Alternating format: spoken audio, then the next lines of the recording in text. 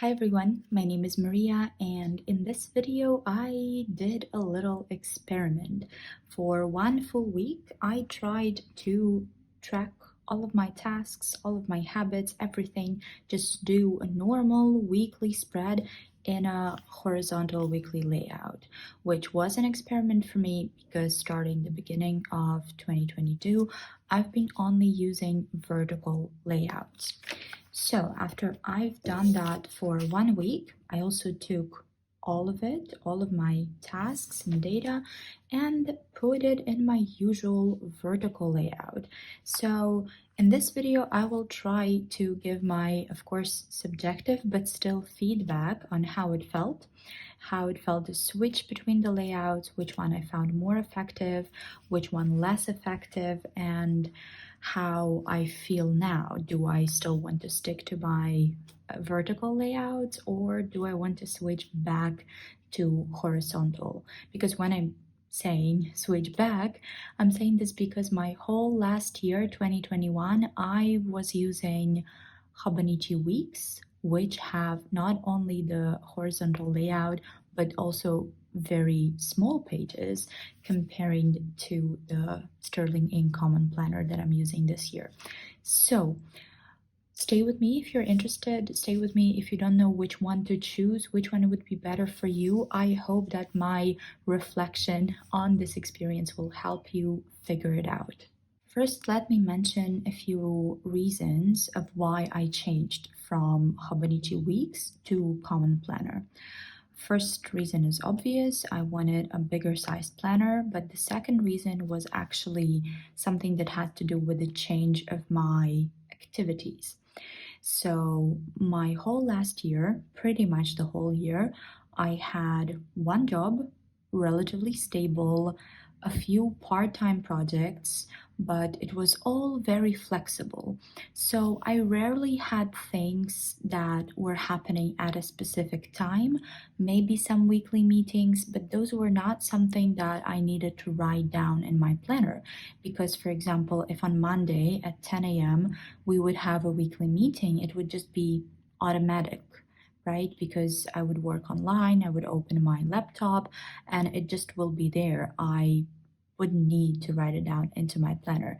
And all of my task tracking really happened through like Slack or Trello, Jira, all this kind of software that people use when they work online. So my planner back then did not have a lot of working tasks, mainly personal things. But this year, as you can see, now I have classes that I teach, classes that I take in university. I also have work, so I have some tasks related to that.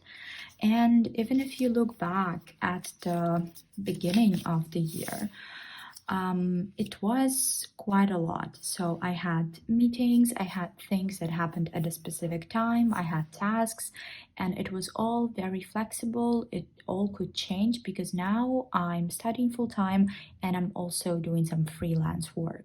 So I needed that flexibility, I needed that visual aspect. So when I opened this bad example, I was at the meditation course. When I opened this, I can clearly see my whole week. I can clearly see what's going on. This week, from the 2nd of October to the 8th of October, was actually a very bad choice because at the beginning of the week, I thought that I'm just gonna have a couple of lessons in university, I'm just gonna have a couple of calls and meetings, but then things started coming up. I needed a reminder that museums are free in Brussels, for example, on Wednesday. So I needed to write it down somewhere. I saw that there is a workshop announced in my university. Then there was this course that I wasn't sure if I should visit or not because it's an elective. So a lot of things that kept happening.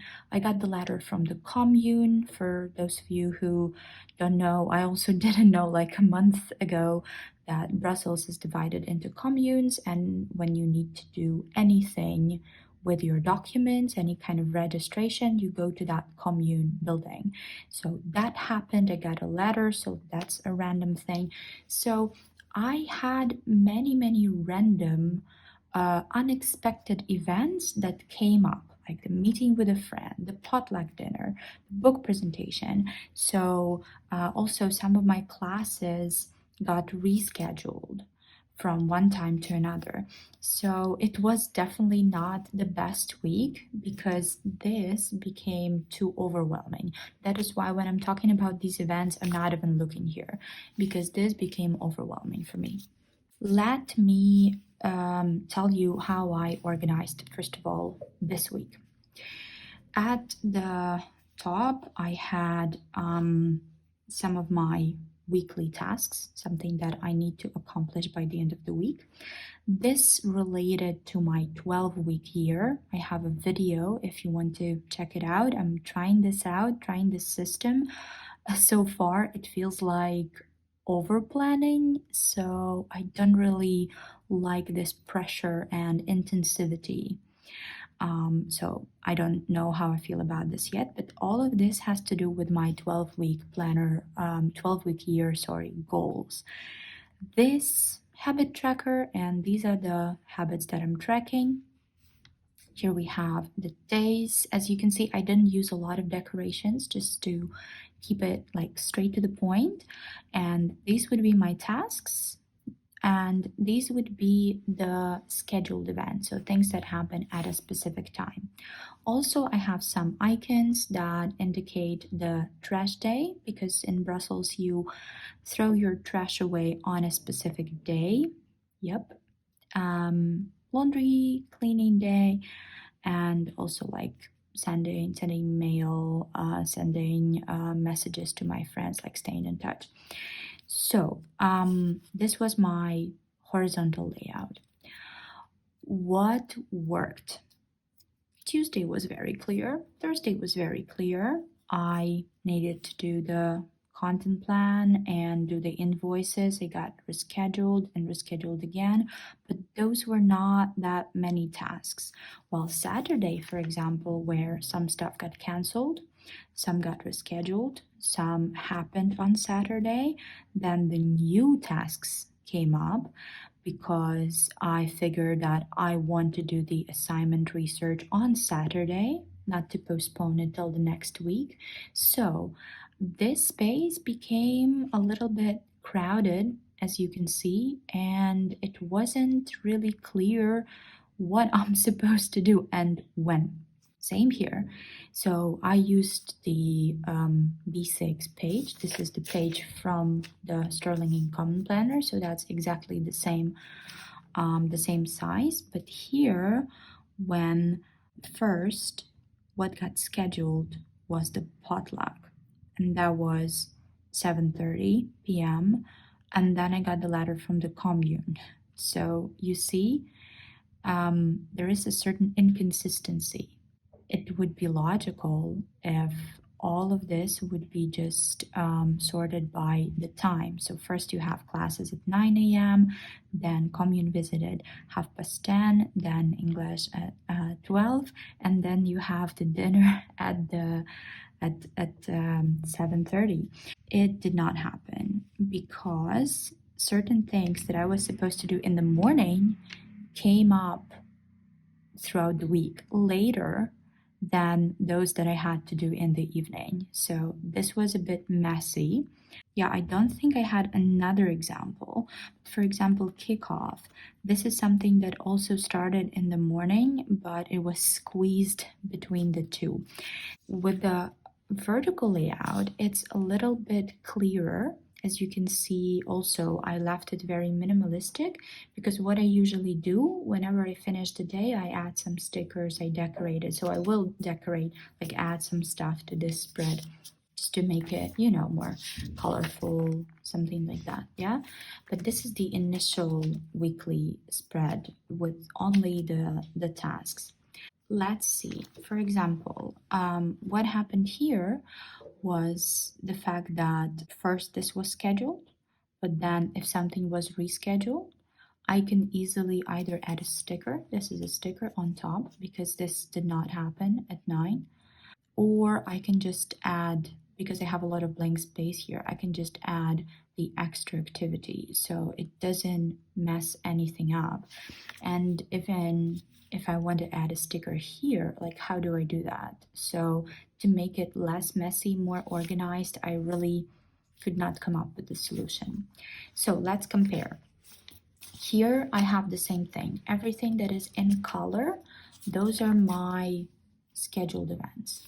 Everything that is written just throughout in the free form very randomly, those are just the tasks that I had to do during the day.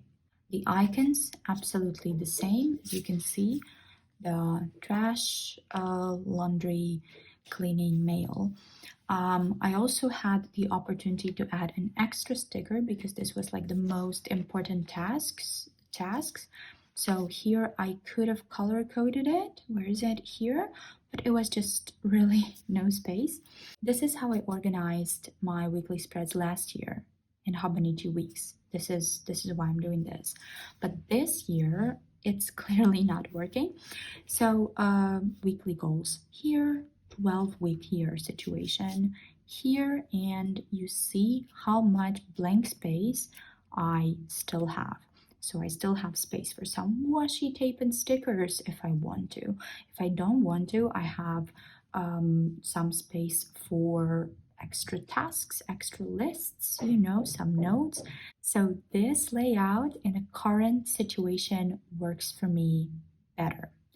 One other thing that I noticed is that I feel way more comfortable looking at a bigger sized week. So I just open it up and I see this big layout, and I think it just more visual for me. I did a video a while ago where I was talking about how I'm choosing the planner for next year and why I'm pretty sure that I'm sticking with the Common Planner by Sterling Ink. I pre-ordered, it's somewhere on the way. I really can't wait.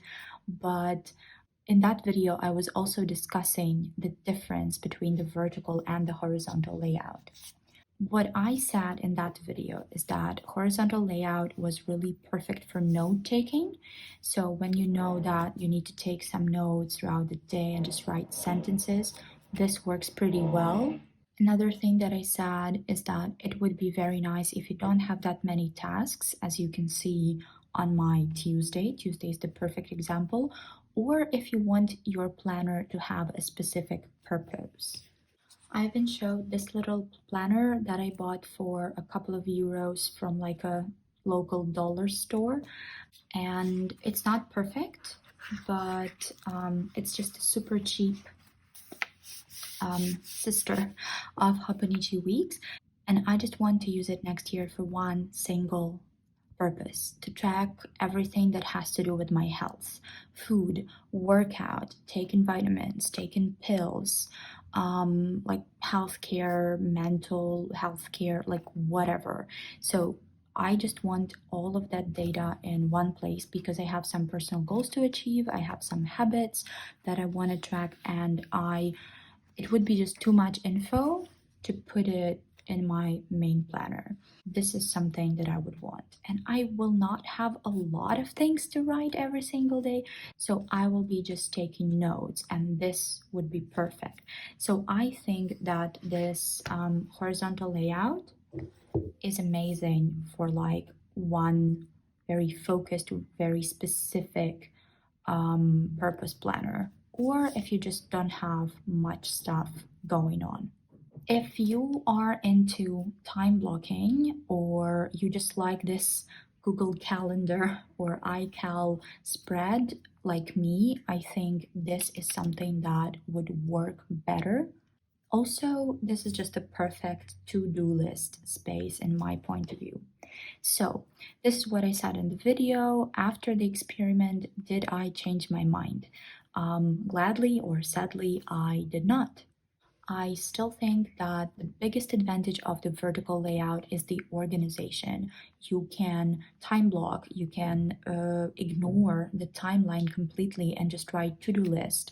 I saw people dividing this space into like 3, 4 different sections and would write their work task, personal tasks, routine, whatever, study tasks, right, in different blocks. So I think this gives you more flexibility and more space. Horizontal layout is perfect for writing. I didn't do it here because I didn't really have any notes to take, but here you can actually write full sentences. So if you need to do that, this would be perfect. Also, I saw something very curious after I finished this already, is that for some people, it's better visually to see the continuity of tasks throughout the week in this vertical layout. So they would write something here about the task that they're doing, then here, so it would be easier for them to see how they're getting from like point A to point B. And you could argue that you can also do it here, but I definitely agree that vertically it would just be more visual and easier to comprehend. You might say, Maria, you're saying there's not enough space for you to write here, but most of planners that have this horizontal layout, it's this kind of arrangement. So you would have the weekly spread and then the whole blank page. Agree. So I would definitely have some space to write here and so on. But my problem with it is that I will either have to like spend my time and take a ruler and a pencil or whatever to make it look more neat and organized, to create like the extra layouts, or I would just have like little lists throughout, which would just, for me personally, create even more chaos. So I don't really know how that's gonna work. I might find out because I'm looking at one planner right now that looks really good, but it has the horizontal layout, and I'm planning to use both, like one week, the same week in vertical and horizontal, but like tracking different things. So if I decide to spend some extra money and buy that planner, then that might be my story for the next year. But so far, I'm sticking to my, yeah, this is this week, I'm sticking to my vertical planner. When I'm at the point of my life that is not this overwhelming, when I have like clear online tools for work and maybe just a few personal tasks throughout the week, this would be ideal. At this point, it does not work. The conclusion is, of course, there is no one size fits all. I really hope that my video was somewhat useful. Maybe you are the person who's switching from vertical to horizontal or the other way around, and you're wondering what this could look like, and you're wondering if you should do it or not, or maybe you just looking at this and wanted to tell me that I did the whole thing in completely wrong, and maybe you have better ideas. So yeah, if you could just let me know in the comments, that would be great. But I hope that you got some ideas, some inspiration, my very subjective conclusions. But thank you so much for watching, and I hope you have a great day.